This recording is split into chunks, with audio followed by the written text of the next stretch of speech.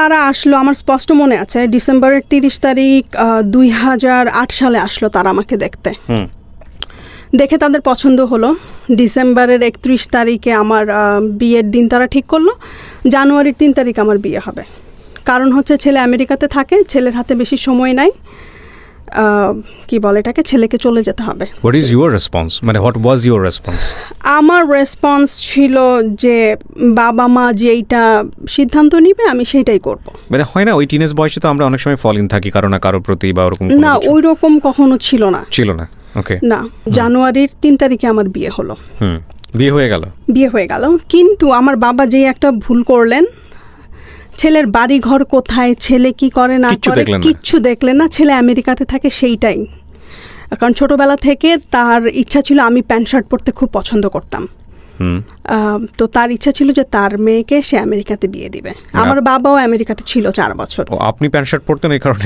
হ্যাঁ, আমার বাবার মেন্টালিটি ছিল যে আমি বাইরের কান্ট্রিতে সেটেল হতে চাই, প্যান্ট শার্ট পরি অলওয়েজ। আমার মেন্টালিটি একটু ডিফারেন্ট, আমাকে সে বাইরে বিয়ে দিবে, বাইরের ছেলে দেখে।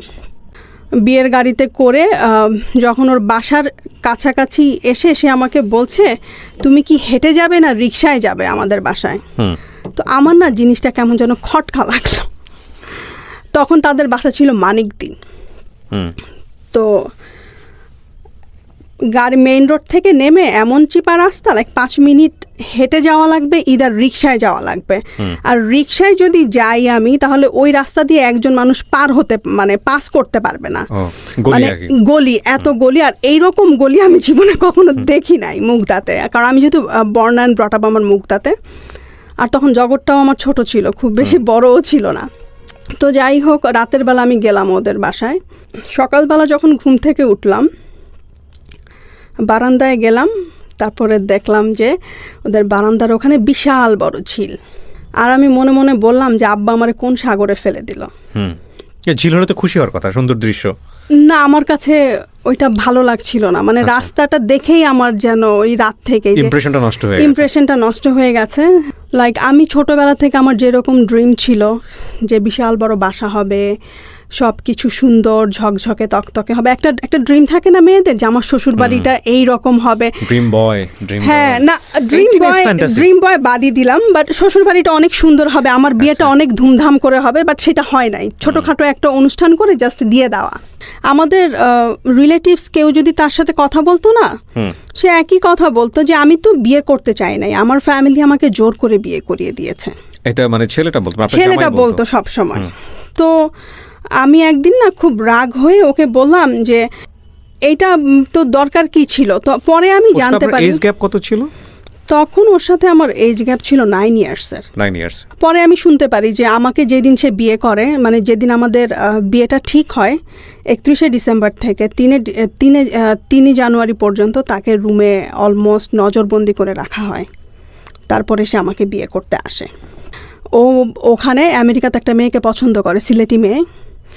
ওই মেয়েকে যদি বিয়ে করে তাহলে তাদের সাথে আর যোগাযোগ করবে না, তারা তাদের ছেলেকে লুজ করবে। এটা আপনি শুনেছেন? শুনেছি।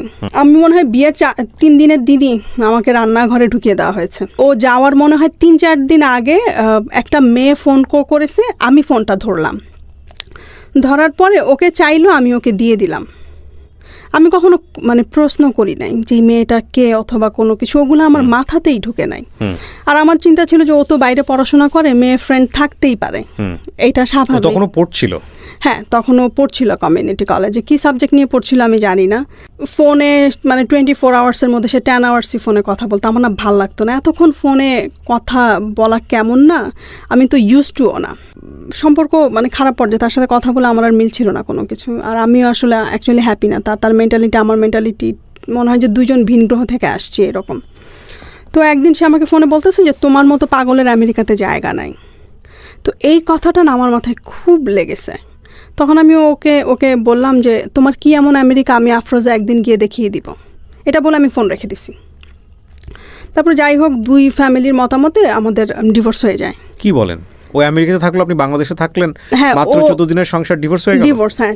6 মাসের মাথায় ওর দুলাভাই আমাদের বাসায় ডিভোর্স লেটার নিয়ে আসে। মানে ডিভোর্সের জন্য কি আপনি নিজে প্রিপেয়ার ছিলেন বা এরকম একটা হতে আমি চাচ্ছে? আমি আমি মেন্টালি প্রিপেয়ার ছিলাম, আসলে আমি মেনে নিতে পারছিলাম না। ডিভোর্স হয়ে যাওয়ার পরে এখন আমার মাথায় একটাই পোকা যে নো ম্যাটার হোয়াট আমার আমেরিকায় যেতে হবে। আচ্ছা, তো আপনার ফার্স্ট জামাই যিনি আপনার মাথায় ঢুকিয়ে দিয়েছেন এই সেন্টেন্সটা, তোমার মতো মানুষের আসলে আমেরিকাতে জায়গা নেই। পাগলের আমেরিকাতে জায়গা নাই। আচ্ছা, তো তারপর আমি চিন্তা করলাম যে কিভাবে আমি আমেরিকা যাব। আর তখন সবসময় তাহাজ্জুদে নামাজ পড়তাম আর আল্লাহর কাছে কান্নাকাটি করতাম, আল্লাহ তুমি আমাকে একটা ওয়ে দেখিয়ে দাও। তারপর আমি না প্রথম আলো পত্রিকা আমাদের বাসায় রাখতো, তো ওখানে ওই যে পাত্র চাই পাত্রী চাই কলামটা আছে না, আমি প্রত্যেক দিন ওই যে পাত্র চাই বিদেশে থাকে আমেরিকা এগুলো দেখা শুরু করলাম। মানে আমাকে যেভাবেই হোক আমেরিকা যেতে হবে এবং যাওয়ার রাস্তা হচ্ছে আমেরিকান একটা পাত্রকে বিয়ে করতে হবে। হ্যাঁ, আমেরিকান পাত্রকে বিয়ে করতে হবে। তো আমি করলাম কি, এরকম করতে করতে আমি অনেকগুলো নাম্বারে কল দিলাম, থাকে না প্রত্যেক দিনই আমি দেখি আর মানে ফোন নিয়ে কল করা। তো এরকম করতে করতে একজনকে আমি পাই, সে আমেরিকাতে থাকে, তার নাম ছিল অনিতাভ। তো তার সাথে আমি বাইরে প্রথমে দেখা করি। তখন কি লেখাপড়া বন্ধ আপনার? তখন আমার লেখাপড়া বন্ধ, হ্যাঁ, ডিভোর্সের পর আমি পড়াশোনাটা স্টপ করে ফেলি। তো সে আমার সাথে দেখা করলো, সে আমাকে পছন্দ করলো, তার বয়স অনেক বেশি ছিল, 55+। তো সে আমার বাসায় প্রস্তাব পাঠায়, ঠিক আছে। নিশ্চয়ই আগে বিয়ে শাদী করা ছিল? না, বিয়ে শাদী করেন? নো। আচ্ছা, তার মুখে না অনেক বসন্তের দাগ ছিল, বাট সে যখন ইয়াং ছিল তার চেহারা একদম ডুপ্লিকেট অমিতাভ বচ্চনের মতো ছিল। সে আমাকে তার ইয়াং কালের ছবি দেখিয়েছে, মুখে কি একটা স্কিনের প্রবলেম হয় এইরকম, মুখটা কেমন যেন আপনি নিজে দেখলে নিজেও ভয় পেয়ে যাবেন এইরকম তার চেহারা। তো আমাদের বাসায় যখন বিয়ের প্রস্তাব নিয়ে আসলো, আমার বাবা যখন ওনার চেহারাটা দেখলেন, উনি তার সাথে ওনার একটা ফ্রেন্ডকে নিয়ে আসছিলেন, ঠিক আছে। ফ্রেন্ডকে নিয়ে আসলেন, আসার পরে তো আমার বাবা ওনার ফ্রেন্ডকে বললেন যে ওর জায়গা যদি আপনার মেয়ে থাকতো তাহলে আপনি কি এই লোকটার সাথে তাকে বিয়ে দিতেন? তো সে বললো যে না চাচা, আমি যদি আপনার পজিশনে থাকতাম আমি দিতাম না। তো যাই হোক, আলটিমেটলি ওই রিলেশনটা আর কন্টিনিউ হলো না। আপনার টার্গেট ছিল যেভাবেই হোক আমার আমেরিকায় যেতে হবে। বুঝতে পারছি আমি। তারপরে আমি কি বলে এটাকে, আমি ওই ভাইয়াটার ফোন নাম্বার রেখে দিলাম, ওর যে বন্ধুটাকে নিয়ে আসছে সাথে, ওই বন্ধুটাকে আমি বলছি যে ভাইয়া যেভাবে হোক, উনিও আগে আমেরিকাতে ছিল, ওনার নাম বাবুল ভাই। তো উনি বললো যে দেখো তো তোমার, তো আমি তাকে বলছি যে দেখেন আমি আসলে আমেরিকায় যেতে চাই, সেটা যেভাবেই হোক। তো সে আমাকে বললো দেখো আমার অনেক পরিচিত ফ্রেন্ড আছে যারা আমেরিকাতে থাকে, তো তুমি একটা কাজ করো, তুমি আমার ফোন নাম্বার রাখো, আমি তোমাকে যেভাবেই হোক আমি ম্যানেজ করে দেবো একটা ভালো ছেলে। তো পরে আমি বাবাকে বললাম যে আমি প্রাইভেটে ভর্তি হব, অলরেডি বিয়েতে ওখানে 1.5 বছর চলে যায়। তো 2 দিন পরে তার সাথে আমার দেখা হয়, ওই যে আমার একই কথা যে আমার আমেরিকান ছেলে বিয়ে করতে হবে, আমার আমেরিকায় যেতে হবে। আমেরিকান ছিল? হ্যাঁ, সেও আমেরিকান ছিল। ক্রেজি, মানে আমি জানি না, মানে আমি হওয়ার কি আছে, আই ডোন্ট নো, আমার মাথায় তখন যে আমার আমেরিকা যেতে হবে ওই রকম একটা ইভেন সে তো আপনার লাইফে নাইও, সে যে আপনাকে মাঝে মাঝে পোক করে তাও তো না, সে হারায় গেছে। আপনি গিয়ে একসময় আমেরিকাতে গেলেন কিন্তু সে তো দেখলো না, তাহলে কি দরকার আছে এটা? আই ডোন্ট নো, মানে জেদ মানে জেদ মানে যেতেই হবে, আর জেদ মানুষকে ধ্বংস করে অনেক সময়, ডেফিনেটলি করে, অনেক সময় করে। তো পরে আমি ওনার সাথে দেখা করলাম, দেখা করার পরে আমি ওনাকে বললাম যে আমি আমেরিকায় যেতে চাই, আমি শুনেছি আপনি আমেরিকাতে থাকেন, আপনার কাছে অনেক ছেলে আছে, তারা করবে, আপনি আমাকে একটা ব্যবস্থা করে দিবেন। তো সে আমাকে সাজেস্ট করলো যে তুমি ভালোভাবে পড়াশোনাটা কন্টিনিউ করো, আমি তোমার জন্য খুঁজবো আস্তে আস্তে। তো তার সাথে পরিচয় হওয়ার 1.5 বছর পরে তার একটা ফ্রেন্ডের সাথে সে আমাকে এঙ্গেজ করানোর চেষ্টা করে, কিন্তু আনফর্চুনেটলি ওইটা হয় না, গেল ওইটা। তারপরে আমি জুয়েলকে বললাম যে দোস্ত প্রথমটা তো কাজ হলো না, তুমি একটা কাজ করো। ও আমাকে বলেছে ঠিক আছে, আমার কাছে আরেকটা ছেলে আছে, তুমি ওর সাথে কথা বলে দেখো। তো আমি একদিন 2010 সালেই, হ্যাঁ 2010 সালে, এটা নভেম্বরের 25 তারিখ হবে, তো নভেম্বরের 20 তারিখ আমি ওকে বললাম কি ব্যাপার, তোমার ফ্রেন্ড তো আমাকে ফোন দিচ্ছে না। পরে আমি বললাম যে তুমি একটা কাজ করো, তোমার ফ্রেন্ডের নাম, আমি জুয়েলকে বলছি যে তোমার ফ্রেন্ডের নাম্বারটা দাও, আমি কল করি। ও আমাকে বললো যে না, আমার ফ্রেন্ড তোমাকে কল করবে, তাহলে তোমার ভ্যালুটা থাকবে তার কাছে। ঠিক আছে, তো ও নভেম্বরের 24 তারিখ আমাকে ফোন করে, ওনার নাম ছিল বা ডাক নাম। তো কথাবার্তা বলার এক পর্যায়ে সে আমাকে বলছে যে আমি না ফুচকা এখানে খেতে পারি না। সে কেন? বলে এখানকার পানিতে আমার প্রবলেম হয়, আমার পেট খারাপ হয়ে যায় বাইরের ফুচকা খেলে। তো আমি সে ওকে ফাইন। তো সে আমার সাথে দেখা করতে চায়। তো নভেম্বরের 25 তারিখে আমি সকালবেলা তার সাথে দেখা করলাম তার বাসায়। সে তখন বনানীতে থাকতো। তো আমি যাওয়ার সময় না ফুচকার সব কিছু নিয়ে যাই, যা যা লাগবে, ধনে পাতা কাঁচামরিচ থেকে শুরু করে এভরি সিঙ্গেল থিং নিয়ে যাই। কেন নিয়ে যান? সে আমেরিকা যেতে হবে না, হ্যাঁ ইটস কাইন্ড অফ আমেরিকা যেতে হবে, প্লাস সে এটা খেতে পারে না।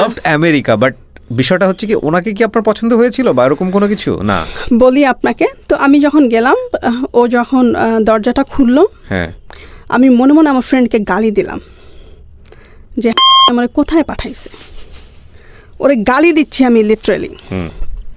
তো আমি ওর বাসায় ঢুকলাম। প্রথমে ওকে ভালোবাসি নাই, ওর বাসার প্রেমে পড়ে গেছি। আমার যে ড্রিম হাউস ছিল, ওই ড্রিম হাউসটা দেখলাম। আই ডোন্ট নো আমি তখন কেন করলাম এটা, ঠিক আছে? তো কিন্তু আমার ওই ফ্রেন্ডটা বলেছিল খুব খুব ভদ্র, খুবই ভদ্র, অতটুকুই। ওর সম্পর্কে আর কিছু জানি না, ওর ফ্যামিলি কি করে, ওর কি পড়াশোনা, ও কি করে ওখানে, আমি কিচ্ছু জানি না। গল্প করতে থাকি আমরা। 32 বছরের ডিফারেন্স তখন মনে হয় নাই আমার। লাইক ওর সাথে যখন আমি গল্প করতাম, কথা বলতাম। আপনার থেকে ওর 25 বছরের ডিফারেন্স ছিল? 33 বছরের ডিফারেন্স ছিল। 33 বছরের ডিফারেন্স? হ্যাঁ, আমার তখন 20 বছর, ওর তখন 53 তখন ওর। কিন্তু আমার জন্য তখন ফ্যাক্ট ছিল না, আমেরিকা হলেই হয়। তো যাই হোক, ওর বাসার প্রেমে পড়লাম। বাসার সব কিছু আমার ভালো লাগলো। ওর খুব শৌখিন প্রকৃতির মানুষ ছিল। তো গল্প করলাম। তারপরে দিনটা ছিল বৃহস্পতিবার। ওর সাথে যখন আমার প্রথম দেখা হয়, নভেম্বরের 25 তারিখ, ওইখান থেকে রিক্সায় করে সে আমাকে Mugda, like Kamalapur rail station পার হয়ে আরও ভিতরে আমাদের বাসা, সেই বনানী থেকে রিক্সায় করে সে আমাকে ওই দিন বাসায় পৌঁছে দেয়। শুক্রবারে আবার আমি গেলাম ওর বাসায়। কিন্তু আপনার ওকে তো ফার্স্ট টাইম দেখেছে, খুব একটা ভালো লাগেনি? না, ভালো লাগে না। কিন্তু ওর সাথে যখন আস্তে আস্তে কথা বলা শুরু করলাম, ওর আস্তে আস্তে না ভালো লাগাটা শুরু করলাম, মানে কথাবার্তাগুলো খুব ভালো লাগা শুরু করলো। ওর প্ল্যান ছিল যে ও বাংলাদেশে থাকবে না, ও আমেরিকা থেকে চলে আসে, বাংলাদেশে সেটেল হবে। কিন্তু 2 বছর বাংলাদেশে থাকার পরে ওর আর ভালো লাগে না। যেই মানুষটা 30 বছর আমেরিকাতে ছিল, তার তো এইখানে এসে ভাল লাগবে না। ও আমেরিকা থেকে সব কিছু গুটিয়ে চলে আসে, সে বাংলাদেশে থাকবে, বনানীতে সুন্দর একটা বাসা ভাড়া করে। ওই দিন প্রচণ্ড ঝুম বৃষ্টি, রাস্তার মধ্যে হাঁটু পানি হয়ে গেছে। তো আমার বাবা আমাকে, আমি যাব, একবার নিচে নামছি, আমার বাবা আমাকে ধমক দিয়ে উপরে নিয়ে গেছে, বলে এই বৃষ্টির মধ্যে তো কুকুরও বের হয় না, তুই কেন বের হবি, তুই বের হতে পারবি না। আর আমার মাথায় চিন্তা, আমি তোকে কথা দিয়ে ফেলছি যে আমি সকাল 10টার মধ্যে যেভাবেই হোক আমি বনানীতে থাকবো, আমার তো যেতে হবে। পরে চিন্তা করে আব্বাকে বললাম, বাবা আজকে তো ইউনিভার্সিটিতে যেতেই হবে, কারণ ঢাকা ইউনিভার্সিটির প্রফেসরের ক্লাস যদি মিস করি সে অনেক রাগ হয়ে যাবে। এই কথা বলে আমি একটা রিক্সা নিয়ে আমি চলে গেলাম বনানী। যাওয়ার পরে সে আমাকে বলল যে তোমার ফ্যামিলিতে কেউ আমার কথা জানে? আমি বলছি যে না, কেউ জানে না। সরি, আমি এই কথাটা আমার মায়ের সাথে শেয়ার করেছিলাম যে মা, আমি এরকম একজনের সাথে কথাবার্তা বলি, ভালো লেগেছে। আমার ডিভোর্সের পরে আমার মা আমার বেস্ট ফ্রেন্ড হয়। আমি আমার মায়ের সাথে সব কথাই শেয়ার করি, আমি কোথায় কি করি না করি। তো আমার মা তখন আমাকে বলল যে তুই একটু আমাকে বিয়ে করার আগে, তুই যদি বিয়ে করতে চাস আমাকে একটু দেখাস বিয়ে করার আগে। তো ও যেদিন আমাকে বাসায় পৌঁছে দেয়, আমি গিয়ে আম্মাকে বলি যে আম্মা আসছিল। তো আম্মা বলে তুই আমাকে একটু ফোন করে বলতে, আমি না হয় বারান্দা থেকেই দেখতাম। যাই হোক, তারপর আমি ওর বাসায় যাওয়ার পরে সে আমাকে বলে যে তোমার ফ্যামিলিতে তোমার সাথে কার ফ্রেন্ডলি রিলেশনশিপ? আমার মায়ের সাথে, আর আমার মায়ের সাথেই মোস্টলি। তো আমাকে বলল যে তুমি তোমার মাকে ডাকো, তোমার বড় ভাইকে ডাকো। তখন আমি আমার বাবাকে প্রচণ্ড ভয় পেতাম। পরে আমি ওকে বললাম যে দেখেন মা যদি আসে, ভাইয়া যদি আসে, আপনাকে দেখে জীবনও এখানে বিয়ে দিবে না। তো ও বললো যে ঠিক আছে, তোমার মাথা গরম হয়ে আছে, একটা কাজ করো, তুমি লাঞ্চ করো, লাঞ্চ করে ঘুমাও, ঘুম থেকে উঠে মাথা ঠান্ডা করে চিন্তা ভাবনা করে আমাকে তোমার সিদ্ধান্ত জানাও। তো আমি লাঞ্চ করলাম, ঘুম থেকে উঠলাম, উঠে আমি বললাম যে না, আমি বিয়ে করব, আমি এক পায়ে দাঁড়া। তো ও বলে যে ঠিক আছে তাহলে চলো। প্রথমে আমরা বনানী মসজিদে যাই। মসজিদে গিয়ে ও একটা মুয়াজ্জিমকে জিজ্ঞেস করে যেখানে বিয়ে পড়ানো হয় কিনা। সে তখন জানতো না বিয়ে কোথায় পড়ানো হয়। ওর ধারণা ছিল যে বনানী মসজিদে বিয়ে পড়ানো হয়। তো আমরা বনানী মসজিদে গেলাম। যাওয়ার পরে ওখানে বললো যে না, আমরা এখানে বিয়ে পড়ানো হয় না, কাজী অফিসে বিয়ে পড়ানো হয়। আপনার গুলশান 2 নম্বরে কাজী অফিস আছে, আপনারা ওখানে যান। তো রিক্সায় করে গুলশান 2-এ গেলাম। আমরা একটা সিএনজি এলাকায় জিজ্ঞেস করলাম, সে বলে যে গুলশান 2-এ কোনো কাজী অফিস নাই, উত্তরা আছে কাজী অফিস, উত্তরা চলেন। তো ও বললো যে না, কি বলে, প্রত্যেকটা এরিয়াতে তো একটা করে কাজী অফিস থাকে। তো কে যেন রাস্তায় একজনকে জিজ্ঞেস করলো যে কাজী অফিস কোথায়, বললো যে গুলশান 1-এ। আবার গুলশান 1-এ গেলাম। আমরা একটা ওই যে কি বলে ইস্ত্রি করে যে ধোপার দোকান না, ওখানে কেউ জিজ্ঞেস করলো যে এখানে কোনো কাজী অফিস আছে কি না গুলশান 1-এ। তো সে বললো যে না, আপনি গুলশান 2-এ যান, কাঁচা বাজারের উপরে দোতলায় কাজী অফিস আছে। ওখানে যাওয়ার পর একটা ঝামেলা হলো কাবিনের টাকা নিয়ে। কাজী জিজ্ঞেস করলো যে কত টাকা কাবিন। আপনারা দুজনেই তো, আর তো কেউ না? আর কেউ নাই। হ্যাঁ, সাক্ষী আমরা বলেছি যে আমরা পরের দিন এসে দিয়ে যাব। আচ্ছা, সাক্ষী, উকিল টুকিল সব কিছু। তো পরে আমাকে ও বললো যে তুমি বিয়ের কাবিনের টাকা কত চাও? তো আমি বলছি যে 50,000। তখন কাজী বলতেছে বিয়ের কাবিন তো এত কম হয় না। তো ও আমাকে বললো তাহলে তুমি কত চাও? আমাকে বলছে আমি তাহলে 1 লাখই দাও। তখন কাজী বললো যে আপনাদের স্ট্যাটাস অনুযায়ী 1 লাখ যায় না। তো ও তখন বলতেছে তাহলে 10 লাখ দাও। আমি বলি যে না, কারণ কাজীরা যে প্রত্যেক লাখে 2,000 করে দেওয়া লাগে ওদেরকে। তা আমি বলি কেন শুধু 10 লাখ টাকা কাবিন দিয়ে 20,000 টাকা ওদেরকে দাও, আবার বিয়ের জন্য আরও 5,000, টু মাচ। আমি যে না, কোনো দরকার নাই। পরে কাজী ও বলতেছে তাহলে কাজী সাহেব আপনিই বলেন কোনটা আপনার মডারেট অ্যামাউন্ট হবে। তো কাজী বললো যে তাহলে 4 লাখ করেন।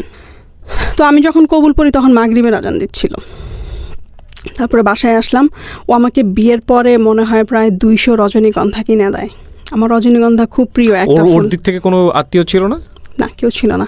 ইভেন ওরা কয় ভাই বোন, ওর মা বাবা কি আছে না আছে আমি কিচ্ছু জানি না। ও ম্যান, আমি কিচ্ছু, you being so crazy for him? I don't know আমি কেন ক্রেজি ছিলাম। ওর কথাবার্তা কিছু একটা আমাকে মানে ওর কথাবার্তা, আচার ব্যবহার আমার প্রতি ও খুব কেয়ারিং ছিল।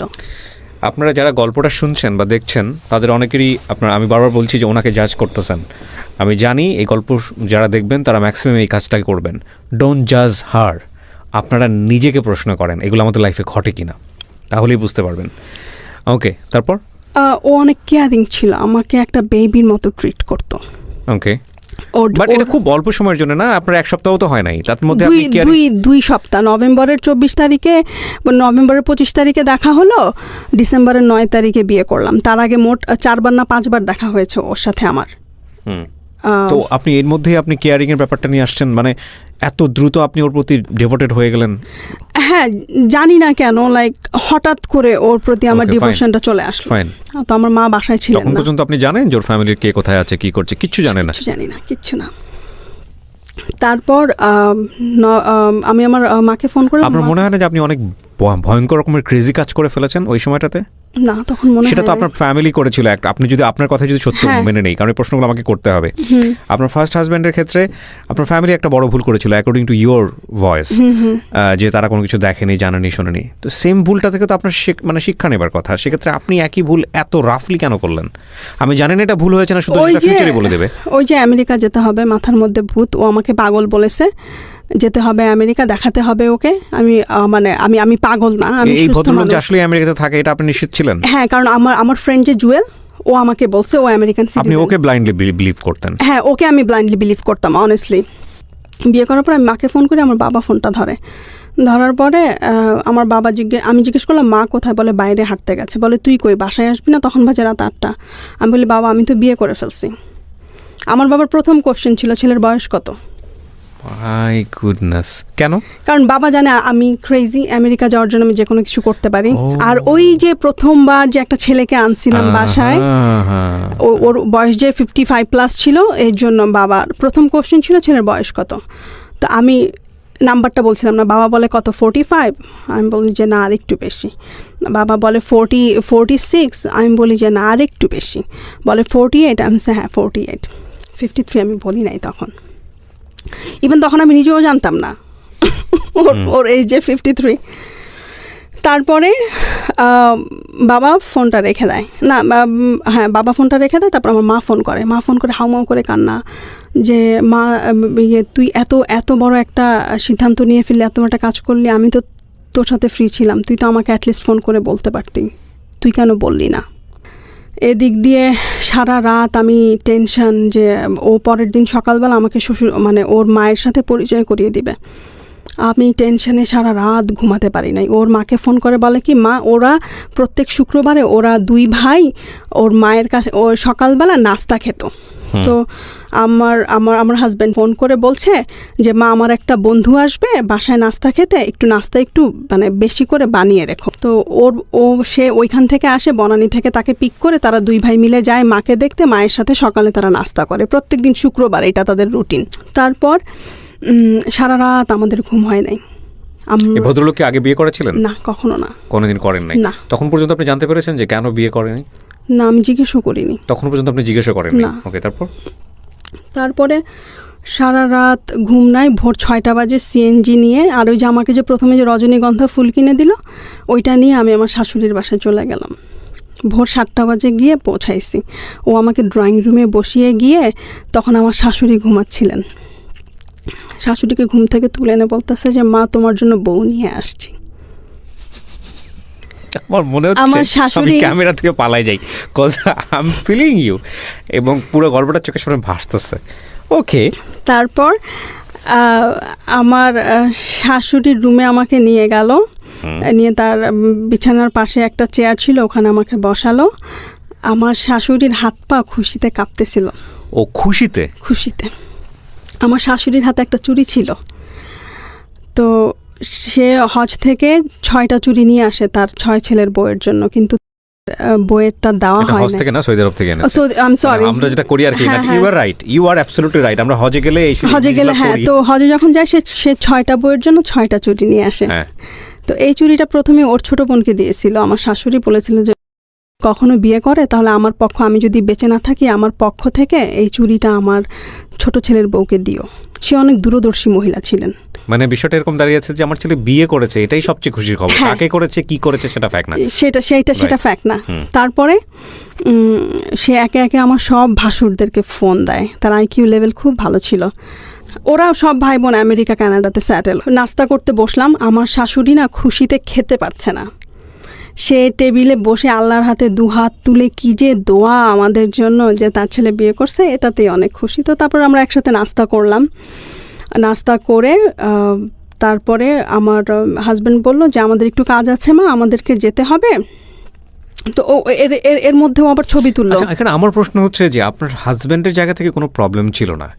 তাহলে আপনার হাজব্যান্ডের পক্ষ থেকে তো কেউ থাকতে পারতো আপনাদের বিয়েতে? ও না একটু ইন্ট্রোভার্ট টাইপের ছিল, ও না সারপ্রাইজ দিতে খুব পছন্দ করতো। ওকে, তো আমি বাসায় আসলাম। আপনি বিয়ের আগে কখনো জিজ্ঞেস করেননি যে তোমার ফ্যামিলিতে কোনো প্রবলেম হবে কিনা আমাকে নিয়ে? সে বলছে যে না। আমি যখন জিজ্ঞেস করলাম বলে যে না, কোনো প্রবলেম হবে না। এই জন্য এইটা আমার লাইফ, লাইক আমার জীবন, আমি সিদ্ধান্ত নিব। কে কি মনে করলো না মনে করলো সেটা আমার দেখার বিষয় না। ওকে। তো সন্ধ্যাবেলা আমি ওনাদের বাসায় যাই। বাসায় যাওয়ার পরে কিছুক্ষণ বসার পর আমি আমার বাবার বাসাতে যাই আমার হাজব্যান্ডকে নিয়ে, প্রথমবার বিয়ের একদিন পরে। মা বাবাকে ফোন করে বলি সে আসতেছে। তো যাওয়ার পরে আমাদের বাসার যেই কালচার, টেবিল ভর্তি খাবার দাবার। তো আমার বাবা তাকে দেখার পরে আমার বাবার প্রথম কোশ্চেন ছিল যে 10 বছর পরে আমার মেয়ের অবস্থা কী হবে আর তোমার অবস্থা কী হবে, একবার কি চিন্তা করেছ? তো ও কি উত্তর দিয়েছে আমি জানি না, পরে আমি শুনেছি যে আমার বাবা ওকে প্রথম এই কোশ্চেনটা করার পরে আমি আমার জামা কাপড় সব কিছু গুছাচ্ছি। আমার বাবা এসে ওর সাথে কিছুক্ষণ কথা বললো, এসে দরজার সামনে বলতেছে যে ও একটা পাগল, ওর সাথে তুই জীবনে কখনো সংসার করতে পারবি না। এটা ছিল আমার বাবার প্রথম কথা আমার সাথে আমার বিয়ের পরে। তারপর আমাকে বলতেছে আমরা কাউকে এখনও বলি নাই তুই বিয়ে করছিস, এখনও সময় আছে, চলে আয়। তারপর আমি আমার বাবাকে বলি যে না, আমার বিয়ে হয়ে গেছে, আমার পক্ষে সম্ভব না ফিরে আসা। এটা বলে তারপর আমার কাপড় চোপড় নিয়ে আমার মায়ের সাথে অনেকক্ষণ কান্নাকাটি করে আমি সারা রাস্তা কাঁদতে কাঁদতে আসি বনানীর বাসায়। তো যাই হোক, এইটার পর থেকে না ও আর কখনো আমাদের বাসায় আমি যে যাব ওইটাও সে পছন্দ করতো না। মানে ওর ওই কথাটা খুব খারাপ লেগেছে আমার বাবা ওকে যেই কথাগুলো বলছে। তো দেখা গেল যে আমার বিয়ের 1 মাস পর আমাদের রিসেপশন হয়। রিসেপশানে ওদের ভাই বোন মোটামুটি সবাই চলে আসে কানাডা আমেরিকা থেকে। খুব সুন্দর একটা আমরা ঘরোয়া পরিবেশ, শুধুমাত্র আমার ফ্যামিলি মেম্বার আর ওর ভাই বোনেরা, বাইরের কেউ ছিল না। বাইরের লোকের মধ্যে ছিল শুধুমাত্র আমার উকিল বাবা। 2 মাস বনানীতে থাকার পরে সে আমেরিকাতে চলে যাবে। আমরা সব কিছু হোম বাউন্ডের থ্রুতে কি বলে লাস ভেগাসে পাঠিয়ে দিব। সে লাস ভেগাসে বাড়ি কিনে সে আর বাংলাদেশে থাকবে না। তো সব জিনিসপত্র হোম বাউন্ডের থ্রুতে আমরা পাঠিয়ে দিই লাস ভেগাসে। তো সে মার্চ মাসে চলে যায়, বিয়ের 3 মাস পরেই। তো আমি বিয়ের 2 মাস বনানীতে থাকার পরে 1 মাস আমি আমার শাশুড়ির সাথে থাকি। তো আমার শাশুড়িকে আমার খুব ভালো লাগে, এত এত সুন্দর, এত ভালো মানুষ আমি মনে হয় আমার জীবনেও দেখি নাই। কারণ আমার তো তিক্ত অভিজ্ঞতা ছিল আমার প্রথম শাশুড়ির সাথে। তো আমার শাশুড়িকে মনে হয়েছে সে আমার জীবনে আমার একটা ফেরেস্তা, এরকম মনে হয়েছে। ওকে। তো আমি, আমার শাশুড়ি খুব অসুস্থ, আমি তার টেক কেয়ার করি। সে আমাকে খুব ভালোভাবে অ্যাকসেপ্ট করে। আর আমি যখন ওনার টেক কেয়ার করি তখন সে আমাকে একটা কথা সবসময় বলতো। আমি যখন আমার ছেলেকে বলতাম যে বাবা তুমি কবে বিয়ে করবে, তখন আমার ছেলে আমাকে উত্তর দিত, এমন এক মেয়েকে বিয়ে করবে যেই মেয়ে তোমার টেক কেয়ার করবে। আর মাথার মধ্যে একটা জিনিসই কাজ করতো যে আমি তো কয়েকদিন পরে আমেরিকা চলে যাব, তাহলে তো আমি আমার শাশুড়ির সেবা যত্ন করতে পারবো না। তো যতটুকু পারি আমার শাশুড়ির আমি সেবা যত্ন করে যাই। আর ওভার দ্য ফোনে অল দ্য টাইম বলতো যে নিজের উন্নতির জন্য কিছু করো, পড়াশোনা করো, এইটা করো, ওইটা করো। আমি না শুনতাম না ভাইয়া তখন।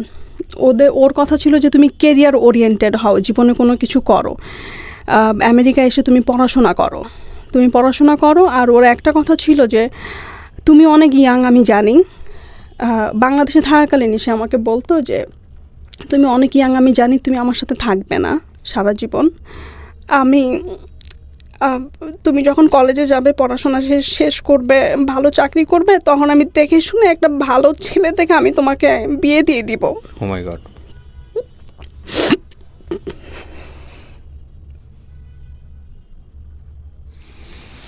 আমি শুধু আপনাদেরকে এতটুকু বলতে পারি যারা এতক্ষণ ধৈর্য ধরে শুনেছেন, আমি সবসময় একটা কথা বলি যে জীবন নাটকের চেয়ে অনেক অনেক বেশি নাটকীয়। এই স্টোরিটা কোথা থেকে বাঁক নিয়ে কোথায় গিয়ে দাঁড়িয়ে কোথায় গিয়ে থামবে আপনারা ইমাজিন করতে পারবেন না। লাস্ট ব্রেথ মানে স্টোরির লাস্ট মিনিট পর্যন্ত আপনাদেরকে রিকোয়েস্ট করব শোনার জন্য। ওয়াও। তখন ওই যে মাথায় ছোট, আমি বেবি, লাইক সবাই প্যাম্পার করতো অনেক। আর প্রত্যেক বছর শ্বশুরবাড়ি থেকে প্রচুর গিফট পেতাম আমি। ডিসেম্বরের 15 তারিখে আমি ফাইনালি ভিসা পাই। তখন আমাদের বিয়ের 2 বছর হয়ে যায়। আমি যখন ভিসা হাতে পাই, আমি মনে হয় একমাত্র ব্যক্তি দুনিয়াতে যে ভিসা পাওয়ার পরের দিনই ফ্লাই করে। মানে রাক্ষসের মতো অপেক্ষা করছিলেন আর কি, যেটাকে বলে। ভিসা পেলাম, হ্যাঁ ভিসা পেলাম বৃহস্পতিবার বিকালে। ও আরেকটা কথা বলতে ভুলে গেছি, ও আমার বার্থডে 27 অক্টোবর, ওইটা কোরবানির ঈদ ছিল। টানা 3 দিন আমার বার্থডে সে সেলিব্রেট করে। যখন ভালো তখন খুব ভালো মানুষ, আসলেই সে খুব ভালো মানুষ। যখন খারাপ সে ভয়ঙ্কর খারাপ। যখন খারাপ মানে কথা বন্ধ, ওইটাই আমার কাছে ভয়ঙ্কর খারাপ মনে হতো।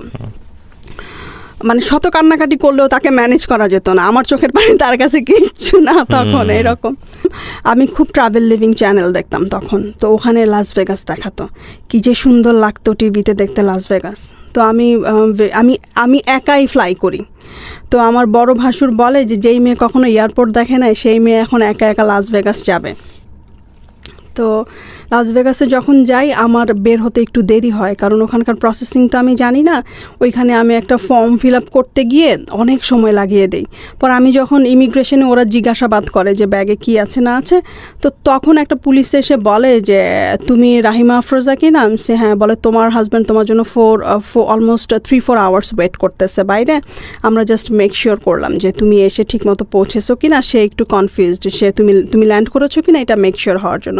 তো ওরা খুব তাড়াতাড়ি আমাকে ইমিগ্রেশন আমি ক্রস করে, কারণ আমি তো পার্মানেন্ট রেসিডেন্ট হিসেবে গিয়েছি ওখানে, আমি ভুলে ট্যুরিস্টের ফর্ম ফিল আপ করেছি ওখানে। যারা পার্মানেন্ট রেসিডেন্ট তাদের কোনো ফর্ম ফিল আপ করতে হয় না, জাস্ট ইমিগ্রেশন ক্রস করে আসলেই হয়। তো তারপর আমি যখন ভেগাস করি তখন সন্ধ্যাবেলা, তো ওর বিশাল বড় গাড়ি ক্যাডিল্যাকের, মানে খুব সুন্দর লাগছিল, মনে হচ্ছে যে ফাইনালি স্বপ্নের শহরে এসে পৌঁছালাম। তারপর সংসার করা শুরু করলাম। আমি 3-4 মাস কোনো কাজ করি নাই। ওর কথা হচ্ছে যে তুমি জবের জন্য অ্যাপ্লাই করো, নিজের উন্নতির জন্য যা যা করা লাগে তুমি করো। ওগুলো আমি কোনো কিছুই করছিলাম না। সারাদিন মানে ঘোরাফেরা, খাওয়া দাওয়া, ঘুম, এছাড়া আমার আর কোনো কাজ ছিল না। আর রান্নাবান্না সব কিছু ওই করতো। ওর যেহেতু কোনো চাকরি করতো না, ও তো সোশ্যাল সিকিউরিটি আর আমাদের ওই যে পেনশনের টাকা দিয়ে আমাদের সংসার ভালোই। $3,000 প্রতি মাসে কিন্তু খারাপ না যখন নিজের বাড়ি থাকে বাইরের কান্ট্রি। হ্যাঁ, ভেগাসে আমাদের ডুপ্লেক্স হাউস ছিল, ও কিনে ওইটা পার্সোনালি। ওর এটা প্রথম বাসা আমেরিকাতে, নিজের কেনা বাসা। তারপর চলছে সব কিছু ভালোই। একদিন হঠাৎ করে সে আমাকে বলছে যে কোম্পানির টাকা বন্ধ হয়ে গেছে আরও 1 বছর আগে। কোম্পানি থেকে যে $2,000 করে পেত। আমার মাথায় না পুরো একটা মনে হয় যে আকাশ ভেঙে পড়লো, যে ওইটা কী বললো, এখন আমাদের সংসার কিভাবে চলবে, এত খরচ, এত কিছু। তো একটু রাগ করেই ও বলল। তো আমি করলাম কি, ওই দিন বিকালে কাজ খোঁজার জন্য বের হয়ে গেলাম। তখন সামার টাইম, এত গরম, বিকালে লু হাওয়া ওখানে। পরে বিভিন্ন জায়গায়, অনেক জায়গায় অ্যাপ্লাই করলাম, জব হয় না। একদিন এমনও হয়েছে ভাইয়া, আমি লাস ভেগাসের স্ট্রিপে পানি বিক্রি করতে গেছি। সুটকেসে করে গ্রোসারি থেকে পানি নিয়ে দেখা গেছে যে ওইটা $1 করে, একটা কেসে হয়তো 30টা বোতল থাকে। 30টা বোতল বিক্রি করলে $30, কিন্তু আমি গ্রোসারি থেকে কিনছি অনলি $5। তো নিয়ে সেই হেভি, প্রায় মনে হয় 200 বোতল পানি হবে, ওইটা সুটকেসে করে নিয়ে আমি স্ট্রিপে গেছি খুব কষ্টে, বাসে করে। যাওয়ার পরে কেউ আমার পানি কিনে না, কারণ ওখানে প্রচণ্ড গরম তো ঠান্ডা। এটা কেউ জানে না ভাইয়া, এটা আমি কাউকে কখনো বলি নাই। তো আমি পানি বিক্রি করতে গেছি, ওখানে কেউ আমার পানি কিনে নাই, কারণ আমার পানিটা ঠান্ডা ছিল না, কারণ আমার কুলার ছিল না। যে কুলারে যে ওরা যে ঠান্ডা পানি বিক্রি করে, আর ওখানে বিজনেসের সামনে লেখা ছিল যে ডোনেশন ফর চার্জ সামথিং, মানে আপনি এটা ডোনেট করবেন, যে টাকাটা বিক্রি করে যে টাকাটা পাবেন ওইটা ডোনেট। এরকম আমিও আমার সুটকেসের গায়ে লিখে নিয়ে যাই। তো হার্ডলি মনে হয় 4 ঘন্টা দাঁড়িয়ে থাকার পরে একটা পানির বোতল বিক্রি করতে পারছি।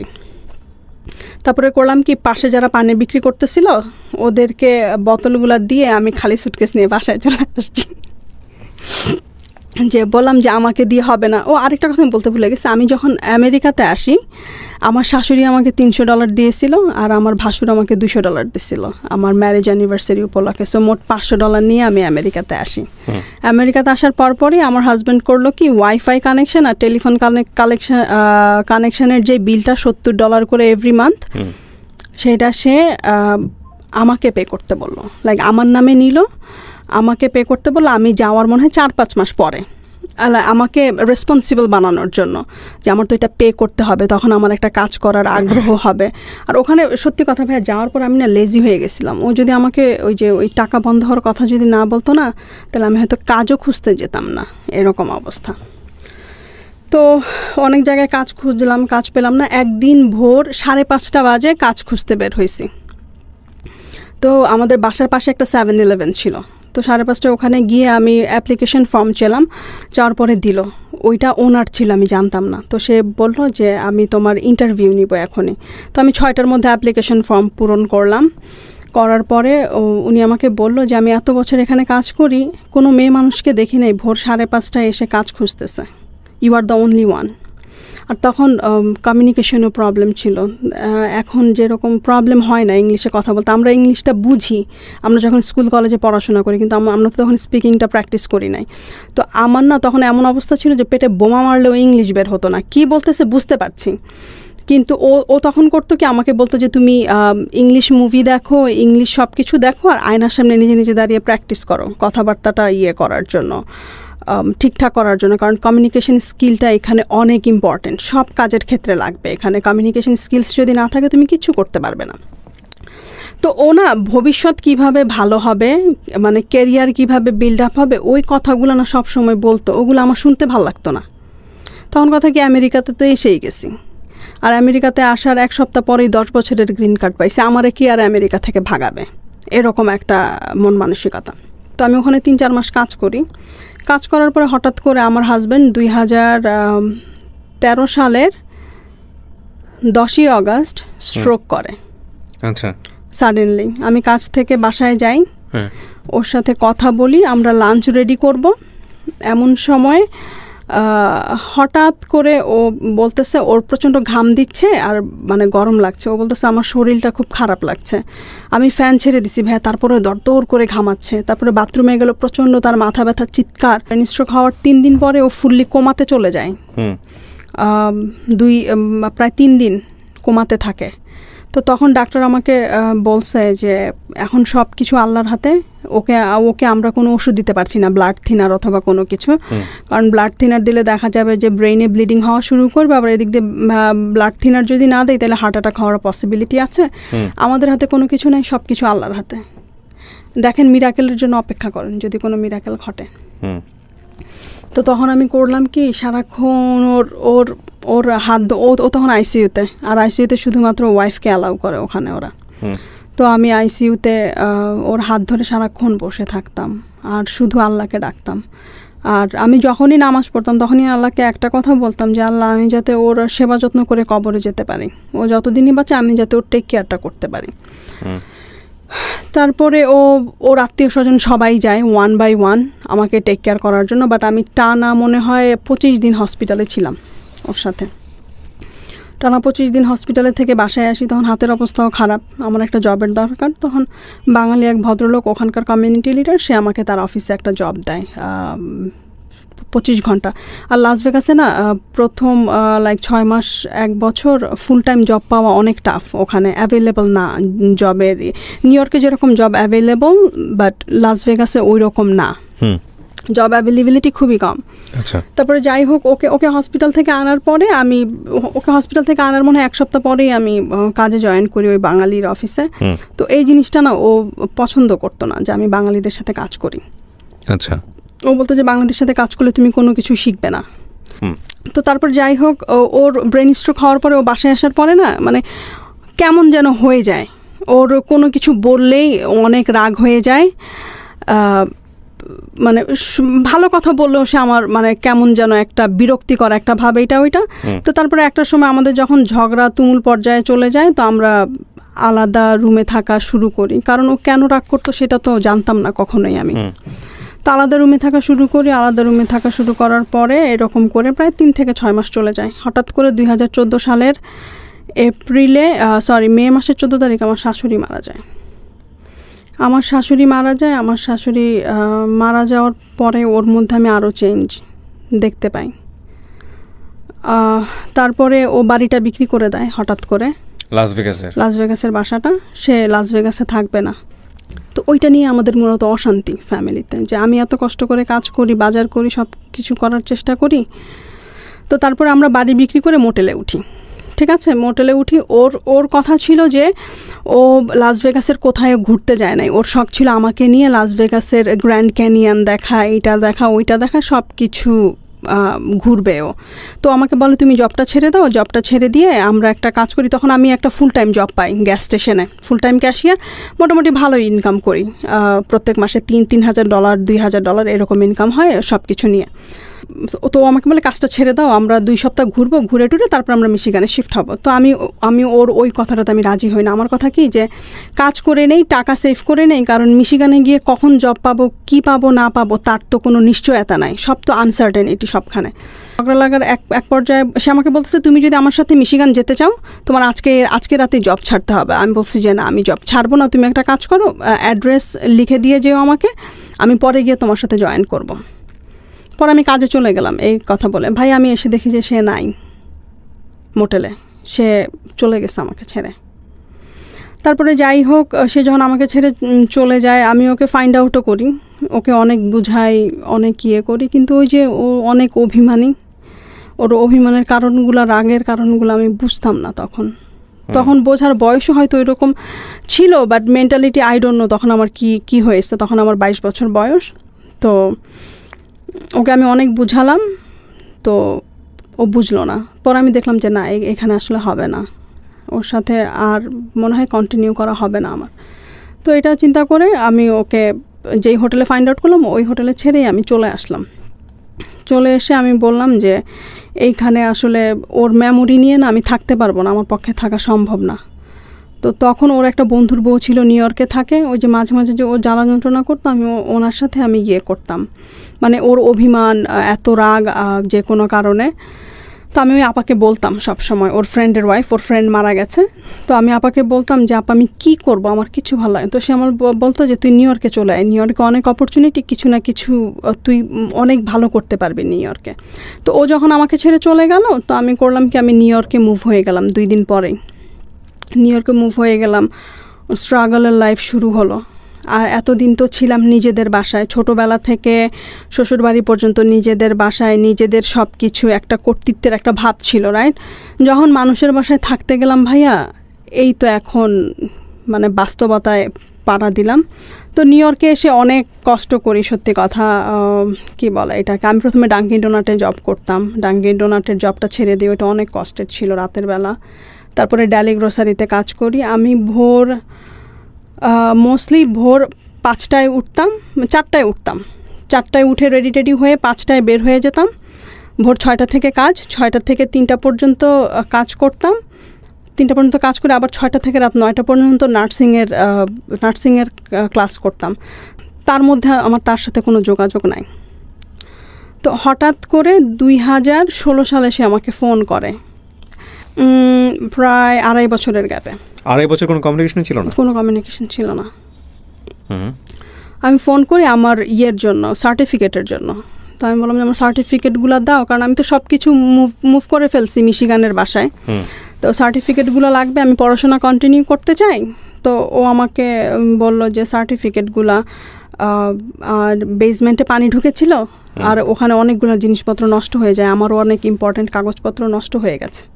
তো এইভাবে কথা বলা শুরু। তারপরে ও জিজ্ঞেস করলো যে তুমি কিভাবে এইখানে কি করো। তো আমি যে ফুল টাইম জব করতেছি, পড়াশোনা সব কিছু মিলিয়ে এইরকম চলছে।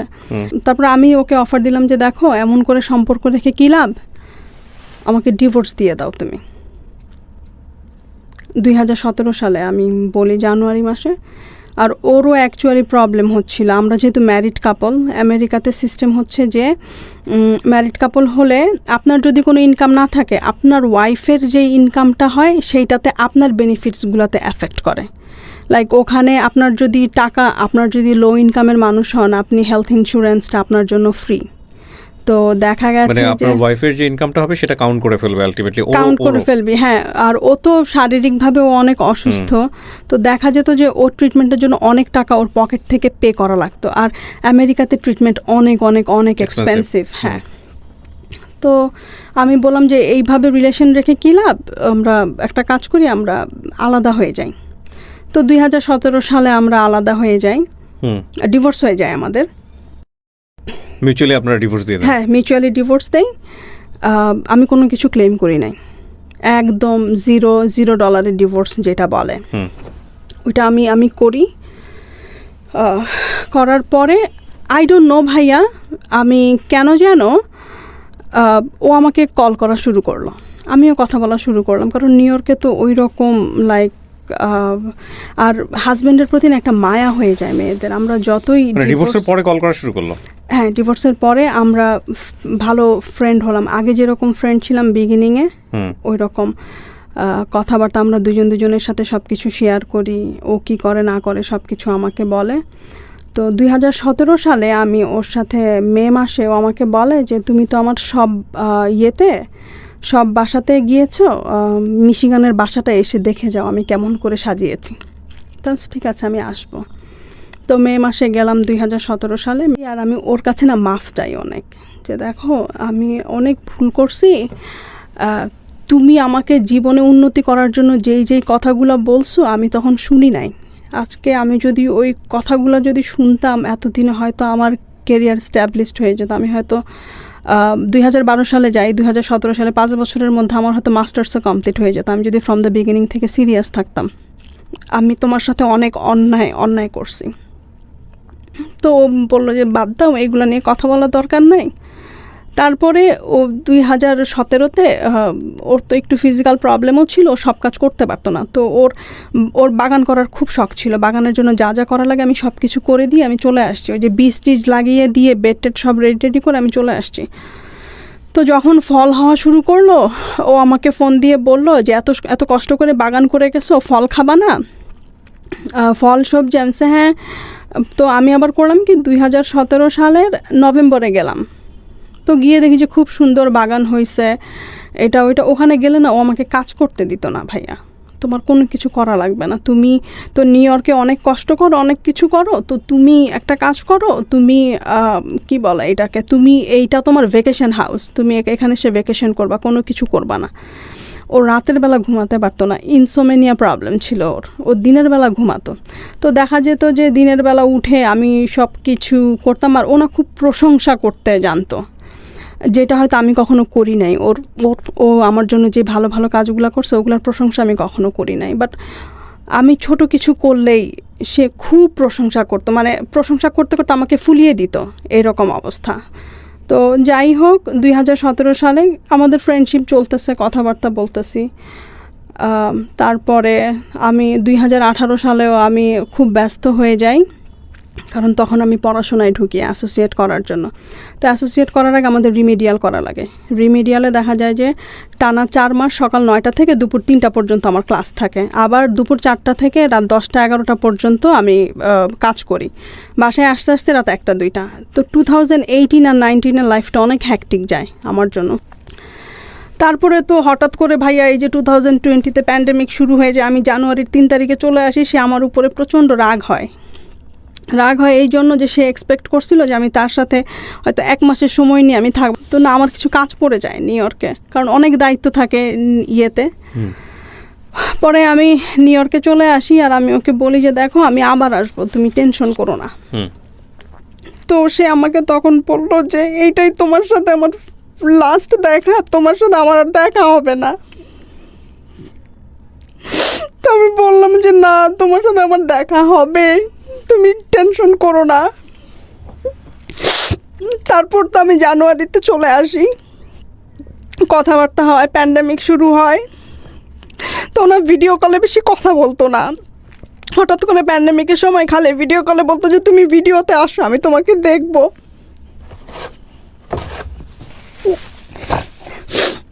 আর খালি বলতো যে আমি আর বেশি দিন বাঁচবো না, তোমার সাথে আর আমার দেখাও হবে না।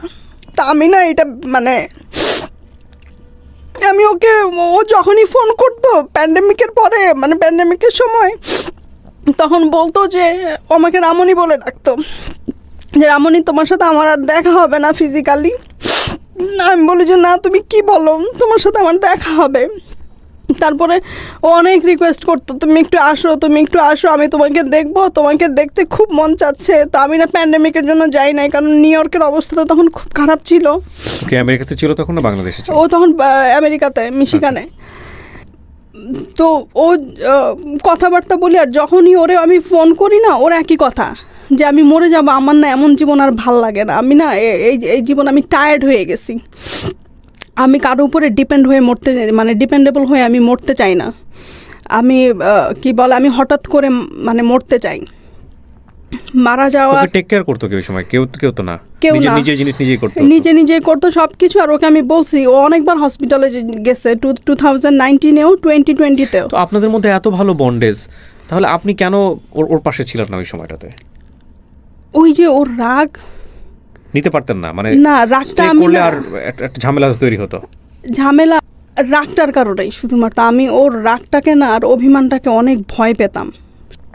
রাতের বেলা ডিনার করার পরে আমি ফেসবুক স্ক্রল করছিলাম, আচ্ছা, তো হঠাৎ করে আমার একটা ফোন আসে যে মিশিগান লেখা। ওকে। তো আমাকে বলছিল যে আমি হসপিটালের ইমার্জেন্সি কন্ট্যাক্টে তোমার নাম দিয়ে রাখছি। তো আমি মনে করছি যে হয়তো ও আইসিইউতে, হয়তো আমাকে ওইখান থেকে ফোন দিয়েছে মিশিগানে। তো আমি না ফোনটা ধরছি, ধরার পরে আমাকে একটা মহিলা বলতেছে যে my name is Rashima, do you know mister Haque? I say yes, and then she asked me like what's the relationship between you and him, and then আমি ওকে বলতেছি যে he is my ex-husband. তো বলতেছে honey I have a bad news for you. Then so what? He passed away yesterday Saturday evening at 6 o'clock. ভাইয়া বিশ্বাস করবেন না, আমার মাথায় না আকাশটা একদম ভেঙে পড়ছে মনে হয়। যে যেই মানুষটার সাথে আমি কথা বললাম শনিবারে, সুস্থ মানুষ, সে কিভাবে শনিবার বিকাল 6টায় চলে যায়। তারপর আমি ওকে জিজ্ঞেস করলাম যে ও কিভাবে মারা গেল। পরে বললো যে ফ্রন্ট ইয়ার্ডে তো ওই ফলের সময় অনেক পাতা পড়ে, শীত আসার আগে ওইটা ক্লিন করতে গিয়ে ওখানেই সামনেই মরে পড়েছিল। তারপর ওরা 911 কল করার পরে ওকে নিয়ে যায়, ওখানে অন দ্য স্পটেই ওকে ডেড ডিক্লেয়ার করে। তারপরে আমি করলাম কি, সাথে সাথে ওর ভাই বোনদেরকে মেসেঞ্জারে নক করলাম, কেউ আমার ফোন ধরে না। ওর যে ইমিডিয়েট বড় ভাই এখানে থাকে, ওই ভাইয়া ফোন ধরছে। আমি ভাইয়া বলি ভাইয়া তো নাই। বলে কি বলো? আমি বলি যে হ্যাঁ। বলে কিভাবে কি হয়েছে? আমি বলি ভাইয়া আমি ডিটেলস এখন বলতে পারবো না, আমি রাখি। তারপরে ওর ভাবি আমার ফোনপে কল দিল, নিউ ইয়র্কে যে থাকে, সে ফোন দিয়ে বলতেছে যে এরকম তো কল আসছে, আমি তো মনে করছি জাঙ্ক কল, আমি জাঙ্ক কল মনে করে কথা বলি নাই, আমি রেখে দিছি। পরে যাই হোক, ওর ভাই বোনরা ওর একটা ভাইয়ের বউ চায় নাই যে আমি ওর ফিউনারেলে যাই। তো আমি তাকে বলছি যে ভাবি আপনারা যদি যান মিশিগানে আমাকে একটু নিয়ে যান সাথে করে, কারণ আমার তো মাথা কাজ করতেছে না, কি বলে আমি ওকে শেষ দেখা দেখতে চাই। কারণ তো অনেকবার আমাকে যেতে বলছিল, আমি তো প্যান্ডেমিকের জন্য ভয়ে যায় না, কারণ আমি যদি করোনা ভাইরাস নিয়ে যাই ওর কাছে, ও তো এমনিতেই অসুস্থ মানুষ, ও হার্টের পেশেন্ট, স্ট্রোকের পেশেন্ট, ওর খারাপের জন্য আমি যাই নাই। তো আপনারা আমাকে কাইন্ডলি নিয়ে যান। পরে ভাবি বলো যে ঠিক আছে আমি জানাবো। পরে দেখি যে রাত 12:30 বেজে গেছে, জানায় না ভাইয়া, আমার তো টিকিট কাটতে হবে। পরে আমি ওর নেইবারকে কল দিলাম, তো আমি ওরে বললাম যে আমি যদি আসি তুমি কি আমাকে নিয়ে যেতে পারবা? ওকে শেষবারের মতো দেখাতে। বলে যে হ্যাঁ পারবো, সমস্যা নাই। পরে আমি করলাম কি, নভেম্বরের 9 তারিখ সোমবার ভোর 6টার ফ্লাইটে আমি চলে গেলাম। তারপরে সোমবারে আর মর্গে আমাদেরকে ওর চেহারা দেখালো না, জাস্ট ছবি দেখালো, প্যান্ডেমিকের জন্য ওরা মর্গে কাউকে ঢুকতে দেয় না। তারপরে মানডেতে আমি ওর বাসায় আসলাম, দুপুরবেলা বাসায় এসে দোতলায় উঠলাম, উঠে ওর বিছানাতে গিয়ে কিছুক্ষণ আমি 5 মিনিট ওর বিছানাটা, ওর গায়ের স্মেলটা আমি নেওয়ার চেষ্টা করছিলাম ওই বিছানা থেকে। তো হঠাৎ করে না কেন জানি ভাই আমি ওর বেড সাইড ড্রয়ারের টেবিলটা আমি খোলার পরে ওখানে লেখা রাহিমা আফরোজা, আমার ফোন নাম্বার, আমার বাসার অ্যাড্রেস নিউ ইয়র্কের। তারপরে না আমি ওই খামটা পাই, এনভেলপটা, ওখানে দেখি যে একটা লকারের চাবি আর মোটামুটি ভালো একটা অ্যামাউন্ট, যেটা দিয়ে কিনা আমি সারা জীবন যদি এটাকে প্রপার ইউটিলাইজ করি মোটামুটি ভালোভাবে আমি চলতে পারবো। তো ওই জিনিসটা আমি দেখি, ওই জিনিসটা দেখা ক্যাশ ছিল না, ওগুলো ফিক্সড ডিপোজিটের নমিনি ছিলাম আমি।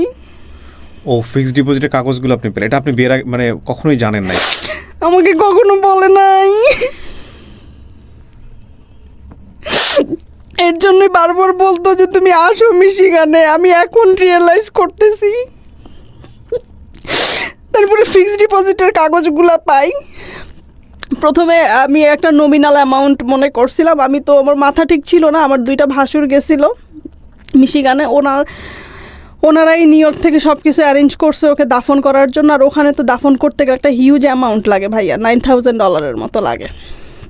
তো ওর ভাইরাই এটা করে। আমি বলছিলাম যে আমি কন্ট্রিবিউট করতে চাই।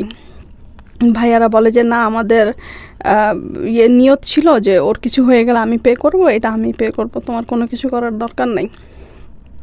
পরে আমি তো একটা নমিনাল অ্যামাউন্ট প্রথমে মনে করছিলাম সোমবারে বিকালবেলা। তো ওকে মঙ্গলবারে দুপুরবেলা আমরা দাফন করে আসলাম বিকালবেলা বাসায়। আসার পরে মঙ্গলবারে তো আমরা সবাই টায়ার্ড মেন্টালি ফিজিক্যালি।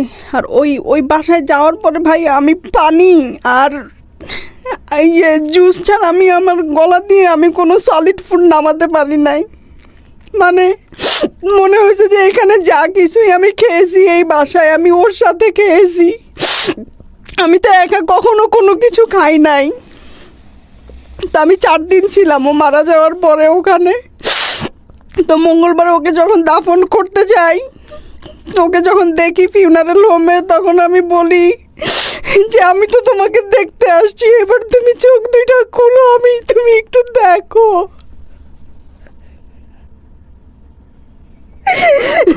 চোখ আর খুলে না। এভরি রিলেশনশিপ একটু বেঁচে থাকতে পারে। আজকের এই গল্পটা থেকে শুধু এতটুকুই বলার আছে, আমরা আসলে কেয়ার করি না।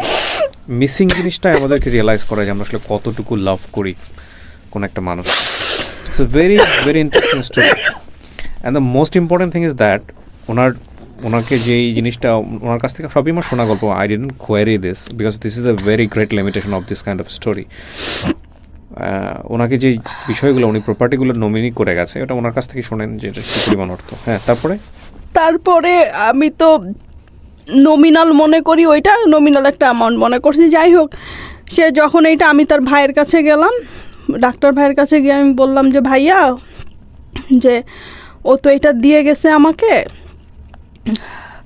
90 লাখ, তো আমি এইটা করব না, আমি এটা নিতে পারবো না, এইটা দিয়েও আমাকে গিল্টি করে গেছে, আমি ওর জন্য একটা মসজিদ করে দিব, আমি এইটাকে হাত দিতে পারবো না, কারণ ওর জন্য আমি কখনো কোনো কিছু করি নাই।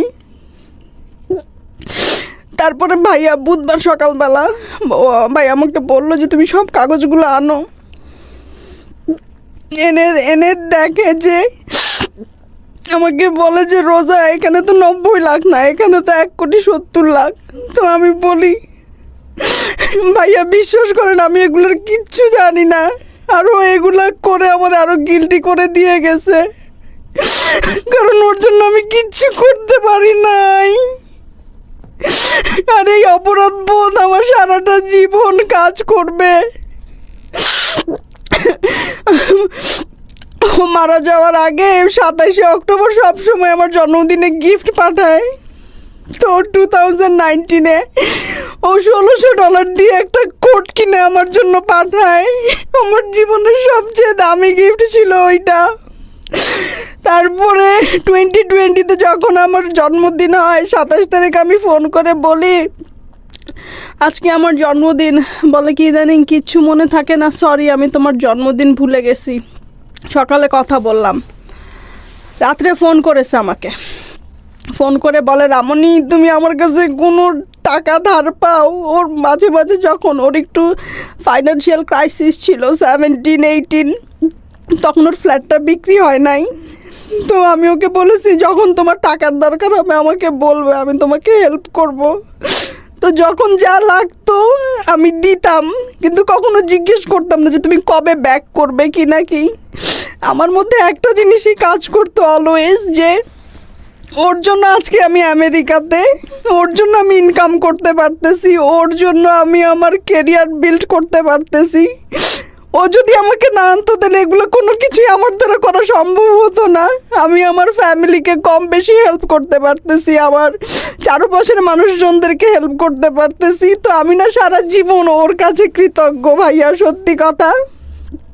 তো আমি ওর কাছে সবসময় ক্ষমা চাইতাম, তুমি আমাকে ক্ষমা করে দিও। তো আমাকে বলে আমি তোমাকে অনেক আগে ক্ষমা করে দিছি, তুমিও আমাকে ক্ষমা করে দিও। তো 27 তারিখে ফোন করে বলে তুমি আমার কাছে কোনো টাকা পাও কি না। আমি বলি যে না, তুমি যা টাকা নিয়েছো সব আমাকে ফেরত দিয়ে দিছো। বলে ইদানিং আমার কিচ্ছু মনে থাকে না। তারপরে আমার ভাসুর আমাকে বলল যে ওখানে 1,70 লাখ, আর তোমার ইন্টারেস্ট ও আরও 13-14 লাখ টাকা। তারপরে এই যে ভাই, আমি আজকে সকালে ফাইন্ড আউট করতে পারছি ওর ভাই যেটা এখানে থাকে সেন্ট্রাল রোডে, উনি খুব ভালো মানুষ। এই আমাকে বলতেছিল যে ওর একটা প্রায়োরিটি অ্যাকাউন্ট আছে ব্যাংকে, ওইটাতে মেম্বার হতে গেলে অ্যাটলিস্ট 20 লাখ টাকা জমা দেওয়া লাগে প্রায়োরিটি মেম্বারশিপের জন্য। তো তুমি জানো কি না ওর ভাই আমাকে বললো যে ওর প্রায়োরিটি অ্যাকাউন্ট আছে। তো আমি বললাম আজকে সকালে ওই যে ডিপোজিট স্লিপ করতে গিয়ে দেখি ওই প্রায়োরিটি অ্যাকাউন্টে আরও 30 লাখ, 2 কোটির ওপরে। দুই সব কিছু নমিনি আপনি? হ্যাঁ, ওর এবি ব্যাংকের নমিনি। আপনাদের ডিভোর্স হয়েছিল কত সালে? 2017-এ। 2017-এ ডিভোর্স হওয়ার পরে উনি চাইলে নমিনিগুলো চেঞ্জ করে ফেলতে পারতো? না, ও নমিনি করেছে আমাকে 2019-এ নভেম্বরে। ও ও ওয়াও, এটা কোনো রিলেশনশিপ লাগে না বা কি হয় না, কিছু লাগে না? ওখানে না সে আমাকে হাউস ওয়াইফ দিয়েছে। আচ্ছা। আর সে না এক্স ওয়াইফ কথাটা কখনো উচ্চারণ করে নাই। আমি এটা কিভাবে বুঝেছি, একদিন আমরা বাইরে রেস্টুরেন্টে খেতে গেলাম, তো টেবিল অনেক কম ছিল, তো আমরা একটা টেবিল শেয়ার করলাম। তো একটা লোক জিজ্ঞেস করলো, ও তোমার কী হয়? বলে যে আমার ওয়াইফ হয়। তার 1 মিনিট পর আমরা জিজ্ঞেস করলো, আমাকে বললো, রামুনি তুমি কি রাগ করছো যে আমি তোমাকে আমার ওয়াইফ বলছি? আপনাদের রিলেশনশিপটা এরকম হলো কেন? আপনি কেন আপনি কখনো জিজ্ঞেস, আপনি তো গিল্টি ফিল করেন, সেটা আমি এপিসোড যারা দেখবেন সবাই বুঝবে, ডেফিনেটলি আপনি গিল্টি ফিল করেন, কিন্তু আপনার এই সিচুয়েশন হওয়ার পেছনে যথেষ্ট কারণ ছিল। কিন্তু আপনার এই গল্প শুনে একটা শিক্ষা আমার নিশ্চয়ই এসছে, সেটা আমি শেয়ার করবো আমার দর্শকদের সঙ্গে। কিন্তু এই জীবনটা তো এরকম হওয়ার কথা ছিল না, এরকম কেন হলো আপনার কি মনে হয়? না, ও আমাকে না জিজ্ঞেস করতো যে তুমি কেন সংসার শুরু করো না, তোমার তো জীবন পড়ে আছে, আমার তো জীবন শেষ, তুমি কেন শুরু করো না? তো আমি ওকে বলতাম যে ন্যাড়া বেলতলায় একবার যায়, আমি তো 2 বার গেছি, আমার তো শিক্ষা হয়ে গেছে, আমার আর ইচ্ছা নেই। আমার মনে হয় কি যে সংসার করতে গেলে আবার আগে যেই প্রবলেমগুলো সাফার করছি, আবার যদি ওই রকম কিছু হয়, এখন একটা ভয় কাজ করে, এখন আর কাউকে বিশ্বাস করতে পারি না। প্রথম কথা, এই অর্থ আপনি এখন যে জীবনে আছেন বা আপনি যা করছেন, তাতে হয়তো অর্থের প্রয়োজন হবে না আপনার লাইফ সেটেল করার জন্য, কারণ আপনি নিজে ইনকাম করতে পারেন। ওনার ফ্যামিলির দিক থেকে কি কোনো ধরনের কোনো চাপ আছে এই অর্থ নিয়ে? না না, ওদের একটাই কথা, ওরা খুব ভালো মানুষ, এটা আমি বলবো। তারা আমার সাথে কখনো খারাপ কোনো কিছু করে নাই, আমার শ্বশুরবাড়ির লোকজন কখনোই না। আমার ভাসুর আমাকে বলছে যে এটা শেষ ইচ্ছা ছিল, আমরা ওর শেষ ইচ্ছার রেসপেক্ট করব, ওদের কারো কোনো সে নাই। It's a beautiful story. First of all, আপনি আপনার ইডিওলজি, আপনার এথিক্সের জায়গাটা থেকে আপনি যে কোনোভাবে এই গল্পটাকে মূল্যায়ন করতে পারেন। বাট আমি প্রথমে যে কথাটা বলেছি সেটা হচ্ছে, ডু নট জাজ দ্য গেস্ট। যিনি এখানে আসেন তাকে জাজ করবেন না। আপনি আপনার এই জায়গাটা থেকে কী নিলেন সেটাই হচ্ছে বড় কথা। আমরা আমাদের গল্পটার বিন্যাস এমনভাবে করেছি যাতে করে কাউকে এখানে হেয় না করা হয়, সবাই খুব রেসপেক্টের জায়গাটায় থাকেন। আমি একটা জিনিস বলতে পারি, সেটা হচ্ছে যে ওনাদের ভেতরের যে আন্ডারস্ট্যান্ডিংটা, যেটা সবচেয়ে ভালোভাবে গ্রো করেছে, সেটা হলো ডিস্টেন্স তৈরি হওয়ার পরে। এবং ওই একটা কথা আছে না যে আপনি আসলে যাকে ছাড়ছেন তাকে আসলে আসলেই ছাড়া উচিত কিনা, এটা অভিমানের পর্যায়ে বা রাগের পর্যায়ে গিয়ে ছাড়া কিনা, বা ছাড়লে আসলে স্টে করতে পারবেন কিনা, বা ছাড়ার পরেও ওই মানুষটা আপনাকে আসলে চায় কিনা, অত্যাবশ্যকীয় মানুষ কিনা, সেটা একটু ভেবে চিন্তেই তারপরেই ছাড়া উচিত। তো সেই জায়গাটা থেকে উনি যেটা বলেছেন, খুব সুন্দর করেই বলেছেন যে আমার বয়সটা অনেক অল্প ছিল, আমি বুঝতে পারিনি। কিন্তু উনি যেভাবে ম্যাচিউরলি অনেক জিনিসগুলো ডিল করেছেন, এই ভদ্রলোক, ওনার হাজব্যান্ড, এক্স হাজব্যান্ড, এবং দেখেন নিঃসন্দেহে উনি খুব ভালো করে এই বিষয়টা বুঝেছেন যে আমাকে ছেড়ে গেলেও কি অদ্ভুত। ওই লোকটার গল্পটা যদি আমি আজকে আনতে পারতাম, ওই লোকটার কাছ থেকে যদি আনতে পারতাম, তাহলে বিষয়টা অনেক চমৎকার হতো। কারণ এত কিছু ছাড়ার পরেও ডিভোর্স হয়ে গেল, সমস্ত কিছু হয়ে গেল, উনি কিন্তু চাইলেই মানে এই প্রপার্টিটা অন্য কাউকে দিয়ে যেতে পারতেন। হ্যাঁ, ডিভোর্স হয়েছে মানেটা কি, তিক্ত সম্পর্ক আমরা যেটা জানি আমাদের সামাজিকতার জায়গাটা থেকে, কিন্তু তারপরেও সবচাইতে কাছের মানুষের কাছেই সমস্ত প্রপার্টি, ওনার জীবনদশায় যা আছেন সমস্ত কিছু দিয়ে গেছেন। অদ্ভুত সুন্দর গল্প, আমার খুব ভালো লেগেছে। আপনি এত মানে ঘা তো খুব দগ্ধ ঘা, মানে কয়েকদিন আগের ঘটনা যেটা বুঝতে পারছি। এই অবস্থায় আপনি হচ্ছে আমাদের শ্রদ্ধেয় গুরুজন, আমি বলি আমাদের বাদল সৈয়দ স্যার, তার সঙ্গে আপনার পরিচয় হয় ফেসবুকে, এবং উনি আমাকে রেফার করেন আপনার ব্যাপারে, এবং আপনি আসছেন আজকের এই গল্পটা বলার জন্য। আমি শুধু একটা প্রশ্ন করেই আজকের এই অনুষ্ঠানটা শেষ করতে চাই, আপনি গল্পটা কেন বললেন এই গল্পটা? কারণ আপনার এই উত্তরের মধ্যেই অনেক বড় মেসেজ থাকবে আমি বিশ্বাস করি। যেই যার উপরে রাগ হন, দুইজন মানে রাগের কি বলে এটাকে, সময়টা না খুব বেশি দীর্ঘ করবেন না। রাগ হওয়ার সাথে সাথেই জিনিসটা মিউচুয়াল আন্ডারস্ট্যান্ডিংয়ের ভিতরে সমাধান করার চেষ্টা করবেন। কারণ রাগ ও অভিমান না মনের মধ্যে পুষতে পুষতে একসময় এমন বড় হয়ে যায়, তখন এটা ডিভোর্সের আকারে চলে যায়। তো আমি বিশেষ করে মেয়েদেরকে বলবো যে কারো হাজব্যান্ড যদি ইন্ট্রোভার্ট টাইপের হয় তাদের সাথে যাতে বেশি বেশি কথা বলে, তাদের সাথে যাতে ফ্রেন্ডলি হয়, হাজব্যান্ডদের সাথে যাতে ওপেন বুক হয়, স্পেশালি যারা ইন্ট্রোভার্ট টাইপের মানুষ, যারা কোনো কিছু কারোর সাথে শেয়ার করে না। আপনার এই গল্প শুনে অনেক মানুষই আপনাকে, যেহেতু এটা সোশ্যাল মিডিয়াতে যাবে, অনেক মানুষই আপনাকে তীক্ষ্ণ মন্তব্য করবে, বাঁকা মন্তব্য করবে, এবং খুব কমন একটা মন্তব্য আসতে পারে যে টাকাটা যদি আপনি না পেতেন বা যদি আপনার এই ব্যাংক অ্যাকাউন্টের এই নমিনিগুলো আপনি যদি না হতেন, তাহলে কি কৃতজ্ঞতা বোধ বা ভালো লাগাটা বা ভালোবাসাটা বা আজকের অনুষ্ঠানে আপনি আসতেন কিনা? আসতাম ওর কথাগুলা বলতে, যে ডিভোর্সের পরেও না ভালো সম্পর্ক মেনটেন করা যায় এক্স হাজব্যান্ডের সাথে, ফ্রেন্ডের মতো। প্রিয় দর্শক এবং শ্রোতা, লাইফের আরেকটা এপিসোড আমরা শেষ করলাম। This program is produced by studio of Creativerse and planning and hosting by আমি আরজি কিবরিয়া। প্রতিটা গল্পই আমাদেরকে কিছু না কিছু শেখাবে। সম্পর্ক বিষয়টা চর্চার মতো। আমি এটা বলছি মানে যেটা আমার জীবনে সত্য বা আপনি দেখছেন মানে যে আপনার জীবনে সত্য, বিষয়টা এরকম নয়। কারণ এর চেয়েও বড় ভুল, এর চাইতেও বড় রকমের প্রবলেম এটা আমাদের ব্যক্তি জীবনে থাকতে পারে, সেটা হয়তো অন্য রকমই। এই ভদ্র মহিলাটি আজকে এখানে এসে অকপটে নিজের কথাগুলো স্বীকার করেছেন বলেই আজকে হয়তো বা তাকে অনেকেই জাজমেন্টে নেবেন, যেটা আমি প্রথম থেকেই বলছিলাম যে ডু নট জাজ হার, বরং নিজেকে জাজ করাটা খুব জরুরি।